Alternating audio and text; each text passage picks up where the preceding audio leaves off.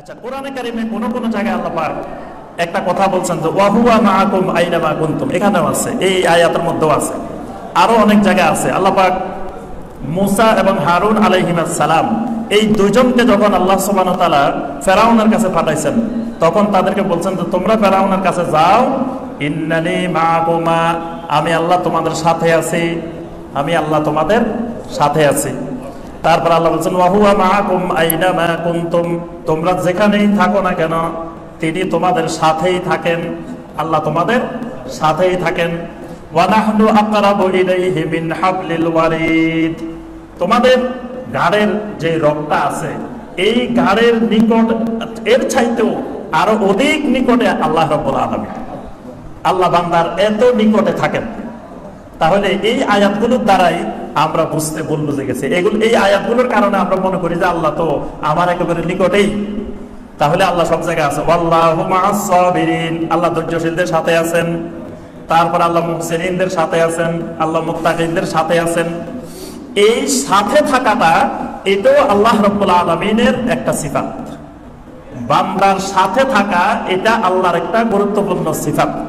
অর্থাৎ আল্লাহ রাব্বুল আলামিন আরশে আজিমে, আল্লাহ রাব্বুল আলামিন আকাশে, কিন্তু তিনি বান্দার সাথেও থাকেন। বান্দার সাথে কিভাবে থাকেন? বান্দার সাথে থাকেন বিল ইলমি ওয়াল কুদরা, আল্লাহ বান্দার সাথে থাকেন ইলমের সাথে, কুদরতের সাথে। অর্থাৎ আল্লাহ যা ইচ্ছা তাই করতে পারেন, বান্দার সাথে আল্লাহ আছেন।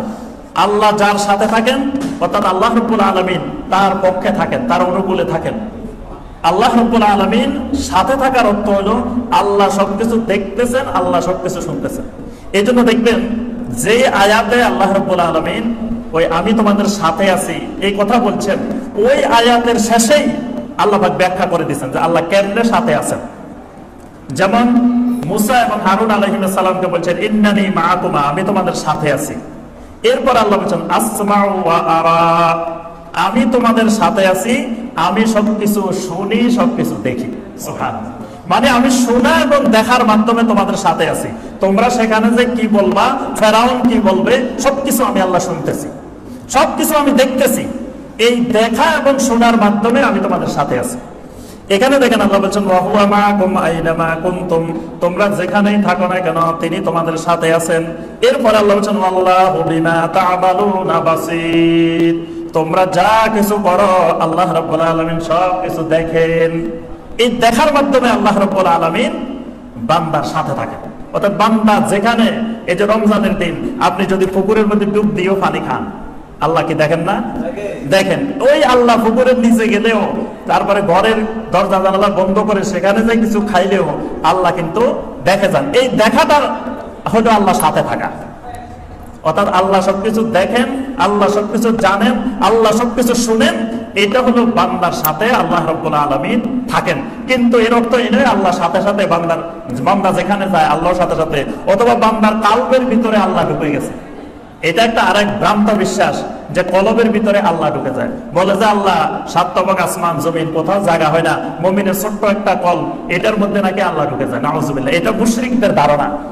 আল্লাহ রাব্বুল আলামিন কখনো বান্দার কালবের মধ্যে ঢুকেন না, বরং বান্দার কালকে আল্লাহ নিয়ন্ত্রণ করেন, পরিবর্তন করেন। নবী সাল্লাল্লাহু আলাইহি ওয়াসাল্লাম আল্লাহর কাছে দোয়া করতেন, ইয়া মুসাব্বিতাল কুলুব, ইয়া মুসাররিফাল কুলুব, অন্তরের পরিবর্তনকারী, অন্তরের সাবিতকারী হলেন আল্লাহ রাব্বুল আলামিন। আল্লাহ অন্তরের ভিতরে ঢুকেন না। অন্তরের ভিতরে ঢুকা এটা মুসলিমের আকীদা না, মুসলিমের বিশ্বাস না। তাহলে আল্লাহর ব্যাপারে আমাদের এই আকীদাগুলো পরিষ্কার করা লাগবে, এটা খুবই গুরুত্বপূর্ণ বিষয়। এবং এগুলো বোঝার জন্য বড় আলেম, বড় মুফতি সাহেব, বড় মুহাদ্দিস, বড় মুফাসসির হওয়া জরুরি না। এটা নবী সাল্লাল্লাহু আলাইহি সাল্লামের যুগের রাখাল বুঝতো, আল্লাহ রাসূলের যুগের দাসী মহিলা বুঝতো। মুআবিয়া ইবনুল হাকাম আস-সুলামি রাদিয়াল্লাহু তাআলা আনহু, তিনি তার দাসীকে একদিন মারছিলেন। মারার পরে দাসী কাঁদতেছে, তখন ওনার মন বিগলিত হয়ে গেল। উনি চাইলেন দাসীটা আজাদ করে দিবেন। তিনি দাসীটাকে নবী সাল্লাল্লাহু আলাইহি ওয়াসাল্লামের কাছে নিয়ে আসলেন।